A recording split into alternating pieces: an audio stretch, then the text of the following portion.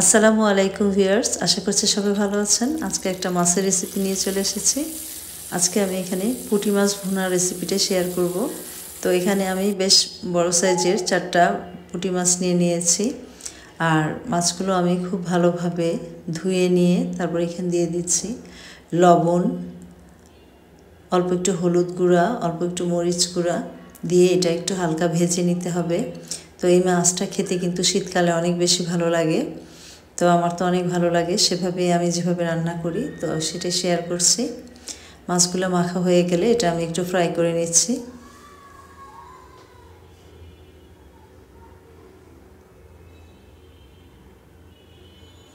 চুলায় একটা প্যান দিয়ে দিয়েছি, তাতে আমি পরিমাণ মতো তেল দিয়ে দিচ্ছি।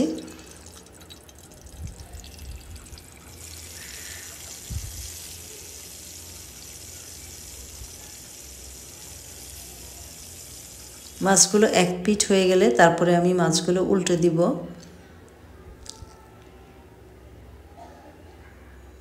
তো আজকে এই মাছটা আমি টমেটো আর মটরশুঁটি দিয়ে ভুনা করব। এক পিঠ হয়ে গেলে মাছগুলি আমি ভালোভাবে উল্টে দিব। আর এই কাজটা কিন্তু একটু সাবধানেই করতে হবে। মাছটা ভাজা হয়ে গেলে তারপরে আমি মাছগুলো নামিয়ে নিব। মাছটা হয়ে গেছে, আমি এখন এটা নামিয়ে নিচ্ছি।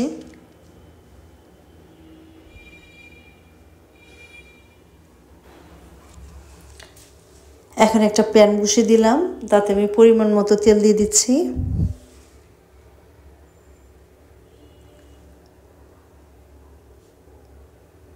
তেলটা গরম হওয়ার পর আমি এখানে বেশ কিছু পেঁয়াজ কুচি দিয়ে দিচ্ছি। পেঁয়াজটা একটু খুব ভালোভাবে ব্রাউন কালার হওয়া পর্যন্ত ভেজে নিতে হবে।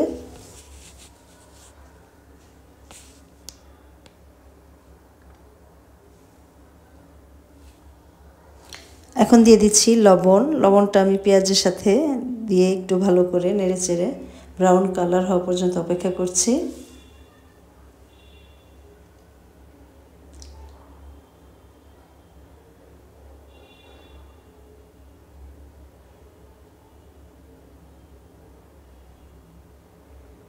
একটু পানি দিয়ে দিচ্ছি যাতে মশলাটা পুড়ে না যায়, যেহেতু আমি এখন শুকনা গুঁড়া মশলা এবং বাটা মশলা দিব।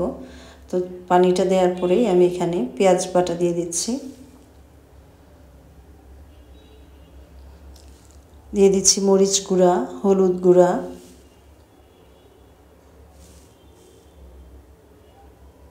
ধনিয়া গুঁড়া, হাফ চা চামচ করে সবগুলো মশলা আমি দিয়ে ভালোভাবে নেড়ে দিচ্ছি।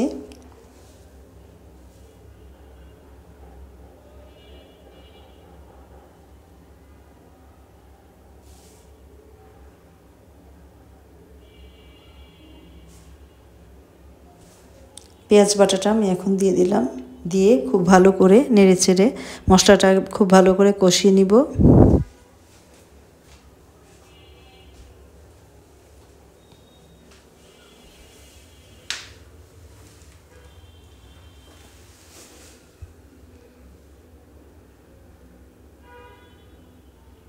এবার আমি এখানে কিছু টমেটো দিয়ে দিচ্ছি।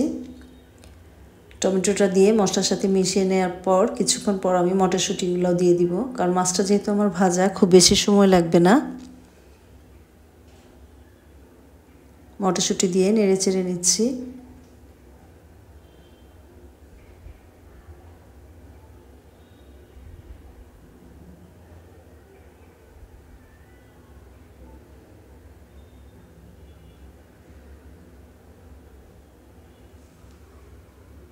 এবার আমি 5-6টা কাঁচামরিচ মাঝখান থেকে কেটে দিয়ে দিলাম।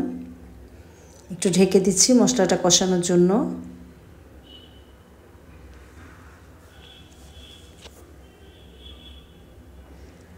মশলাটা আমার কষানো হয়ে গিয়েছে, এখন আমি গরম পানি দিয়ে দিচ্ছি যতটা ঝোল প্রয়োজন দিয়ে। এরপরে আমি কিন্তু বলক ওঠার পর দিয়ে দিব মাছগুলো ভেজে রাখা। আর এটা কিন্তু ঝোল থাকবে না, যেহেতু এটা ভুনা।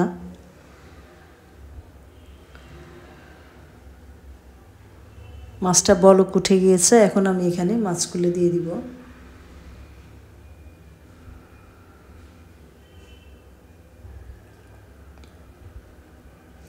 রান্নাটা কিন্তু প্রায় শেষের দিকে। এখন আমি জিরা গুঁড়া, ভাজা জিরা গুঁড়াটা একটু দিব আর ধনিয়া পাতা দিয়েই রান্নাটা কমপ্লিট করব।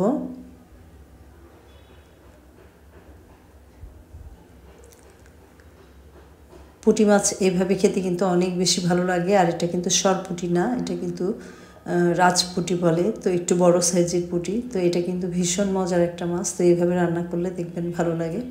তো এই তো আমি এখন ধনিয়া পাতা দিয়ে একদম ফাইনাল লুকটা দেখাচ্ছি। কেমন লাগলো সবাই কমেন্ট করে জানাবেন। ভালো থাকেন, সুস্থ থাকেন। আল্লাহ হাফেজ।